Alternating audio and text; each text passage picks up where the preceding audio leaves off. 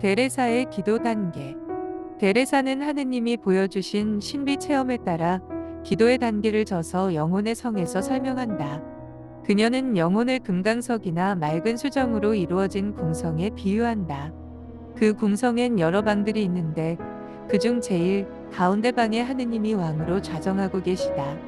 각자는 기도와 묵상을 통해 이 영혼의 성에 들어갈 수 있으며 기도의 진보에 따라 한 방에서 다른 방으로 옮겨갈 수 있고 6개의 방을 통과한 후 마침내 가장 중앙에 있는 제7궁방에 도달하게 된다. 데레사의 체계적인 기도와 완성의 단계의 묘사에 이의를 제기하는 신학자들도 있다. 그리스도교 전통의 신비가들이 가르쳐온 기도의 성숙과 성성의 상승적 발전을 인정하면서도 그렇게 인위적으로 위계 질서를 엄밀히 구분할 수는 없는 것이라고 여기기 때문이다. 데레사는 저서들을 그녀의 시대에 동쇠수도원의 수녀들을 위해서 상징적인 용어들을 사용하며 썼다.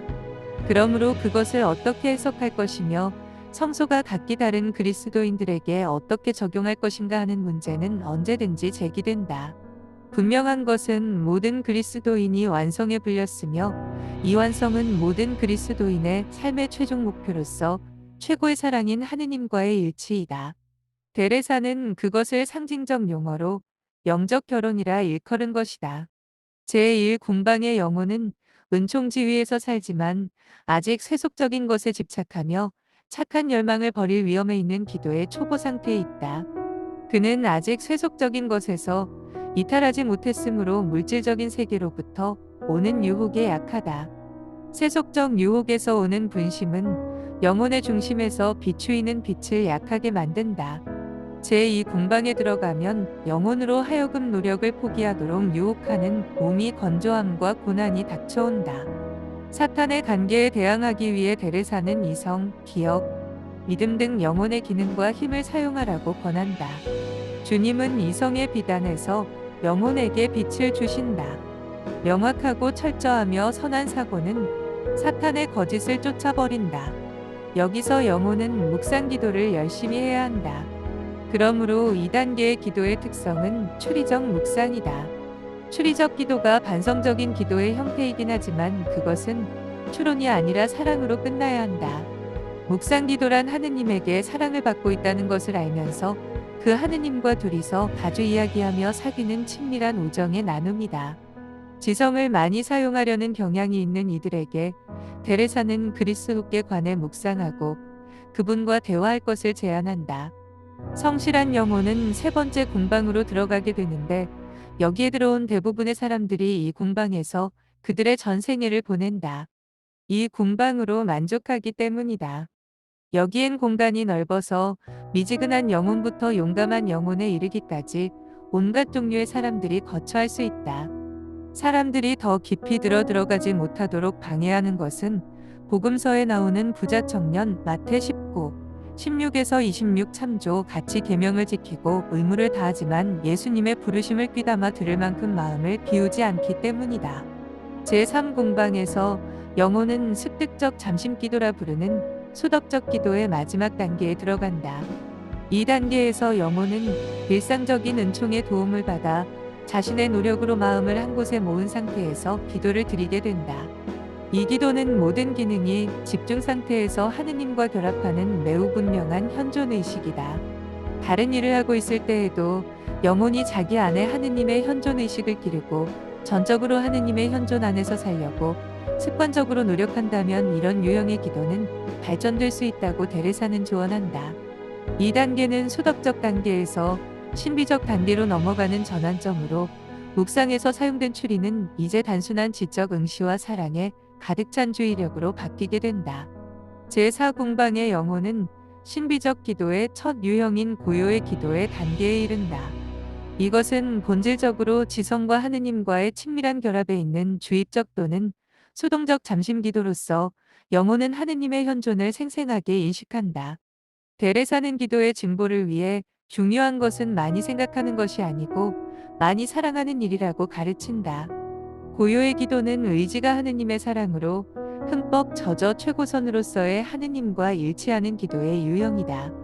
이러한 기도 중에 사람은 자기도 모르는 사이에 눈이 감겨지고 고요가 그리워지며 감각이나 바깥 사물들에 대한 관심은 약화되어가는 반면에 영혼은 잃어버렸던 힘을 되찾게 된다.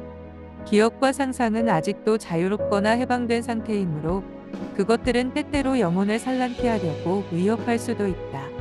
그러므로 데레사는 하느님 앞에서 조용히 잠심해야 하며 자신을 그 사랑의 품속에 완전히 맡겨야 한다고 조언한다.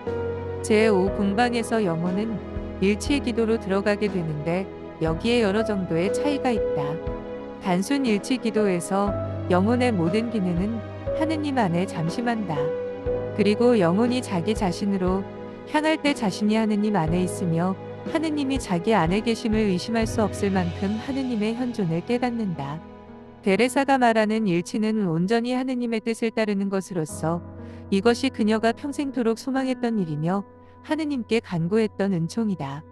하느님과 일치에 이르게 되면 고행과 고독에 대한 열망은 강해지고 하느님을 거스르는 것이 눈에 띌 때 못 견디게 슬퍼지며 혈육, 친구, 재산 등에 대한 애착에서 자유로워지고 영혼은 아주 큰 평화를 누리게 된다.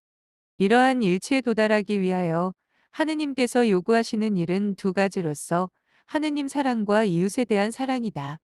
이러한 일치의 상태에 도달한 이가 각별히 주의해야 할 것은 절대 자신을 믿지 말고 자신의 영혼을 살펴 이웃사랑과 겸손, 나날의 의무에 있어서 던진 혹은 퇴보했는지 주의 깊게 성찰해 봐야 한다고 강조한다. 하느님이 영혼을 더욱 온전히 지배하게 되어 그것을 당신의 빛과 위로로 넘쳐 흐르게 할 때 영혼은 탈원적 일치의 기도를 체험하는데 이것은 제6궁방의 시작이고 신비적 약혼으로 들어가는 것이다. 하느님과 일치하고 싶어 하던 데레사는 자신의 갈망과 그 상태를 약혼이란 말로 표현하고 있다. 신비적 약혼이란 한 영혼이 하느님과 결정적인 일치인 신비적 결혼에 도달하기 전에 그분께 대한 갈망과 고독 중에 겪게 되는 다양한 신비적 체험, 시현, 말씀, 탈원 등에 대한 표현이다. 이러한 최고의 행복을 얻기 위해서는 영혼이 신비적이고 수동적인 정화로서 큰 시련과 고통을 겪는다.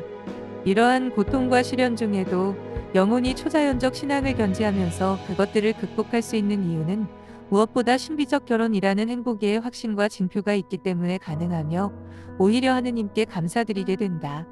영혼이 제7궁방에 들어가면 그리스도께서 성부께 이 사람들이 하나 되게 하여 주십시오. 아버지께서 내 안에 계시고 내가 아버지 안에 있는 것 같이 이 사람들도 우리들 안에 있게 하여 주십시오. 요한 17, 21 라고 하신 청언을 깨닫게 된다. 이것은 신비적 결혼 또는 변형일치의 상태이다. 데레사가 말하는 기도의 최고 단계인 신비적 결혼은 신앙으로 믿은 것을 영혼이 온몸으로 깨쳐본다 고까지 말할 수 있는 상태를 가리키는 것으로서 이제부터 성삼위가 이 차원에 도달한 영혼을 떠나지 않고 그 영혼의 가장 깊은 곳에 계시다는 사실을 뚜렷이 의식할 수 있다. 이 단계의 영혼은 하느님과의 일치의 경지에 머무르게 된다. 이러한 은총을 하느님으로부터 받은 영혼은 구원에 대한 확신을 갖게 되며 앞으로 다시는 아래의 차원으로 떨어지지 않을 것 같이 생각할 수 있다. 그러나 그가 하느님을 떠나자마자 그 크나큰 은총을 잃게 되므로 작은 일에도 하느님을 거스르지 않도록 꾸준히 조심해야 한다. 이러한 신비적 결혼의 은총은 세상에 살고 있는 동안에는 완전하게 실현되지 못하기 때문이다. 변형일체 안에서 영혼은 완전히 자기 자신을 잊어버리게 되고 하느님의 영광만을 찾으며 고독과 고통받기를 열망하고 하느님의 뜻이 자신 안에 이루어지길 간절히 소망한다. 또한 다른 이들의 구원을 위한 큰 열의를 갖게 된다. 따라서 신비적 관상 기도의 절정은 사도적 열정으로 마무리된다. 데레사는 그것을 마르타와 마리아가 함께 일하게 된다고 표현한다. 박재만 신부 대전 대흥동본당 주임